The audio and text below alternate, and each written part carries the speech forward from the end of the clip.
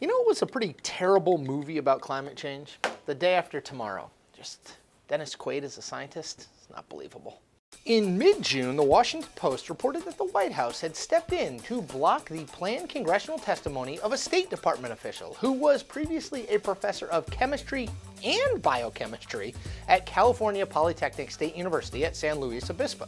Now, what was so explosive in this testimony that the White House had to put the kibosh on it, you ask?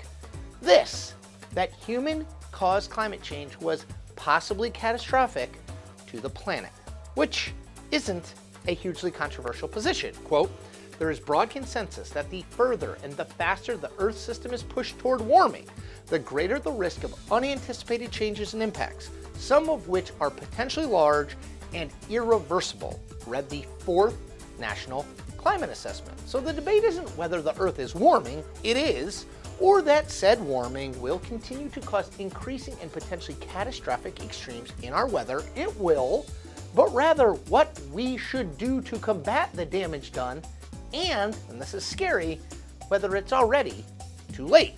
Now that's the debate among people with even a passing familiarity with the overwhelming science on the issue, which unfortunately doesn't include the current President of the United States, or many of the men and women he has appointed to deal with the changing climate. In fact, Donald Trump is, without exaggeration here folks, one of the most prominent climate change deniers in the world, using his massive platform to draw attention to debunked facts and conspiracy theories aimed at trying to disprove the patently obvious real fact that we are in an ahistorical moment of global warming. Side note, here's a not so fun fact. The last 5 years, from 2014 to 2018, are the 5 hottest years planet-wide ever recorded since the National Oceanic and Atmospheric Administration started tracking them. The story of Donald Trump's climate change skepticism goes back years, long before he was president or even thought he might have a chance to become president.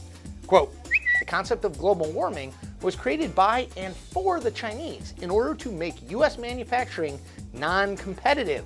That's Donald Trump tweeting back in November 2012. 4 years later, as Trump is in the midst of his own presidential bid, he tried to say he was joking back in 2012. Here's what he told Fox and Friends in 2016. Well, I think that climate change is just a very, very expensive form of tax. A lot of people are making a lot of money. I know much about climate change. I've received many environmental awards, and I often joke that this is done for the benefit of China. Obviously, I joke, but this is done for the benefit of China because China does not do anything to help climate change.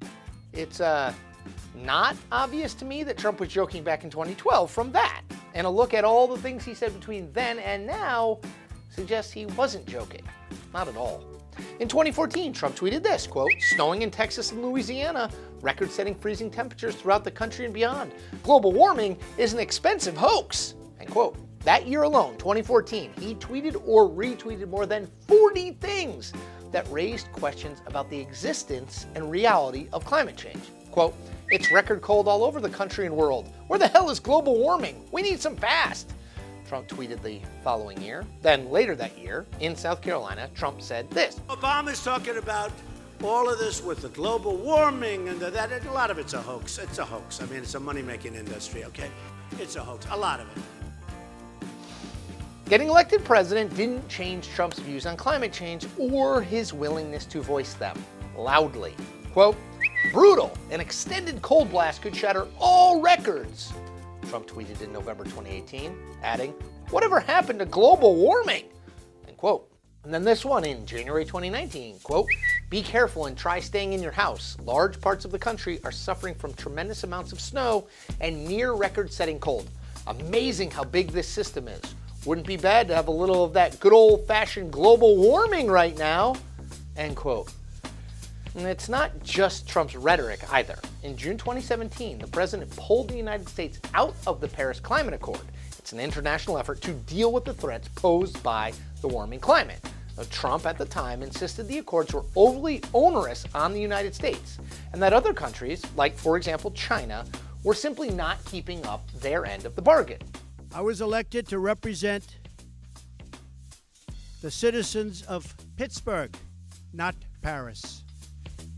During the 2016 campaign, Trump pledged to, quote, get rid of the Environmental Protection Agency in almost every form. And since being president, he has rolled back dozens of environmental regulations in just the first few years of his first term. Now, at the center of all of Trump's talk and his tweets about the climate is this fundamental misunderstanding. Simply because there is a cold snap in the United States at some point in a given year is not proof that global warming is a myth. What Trump is talking about is weather, the given conditions at any one place in time.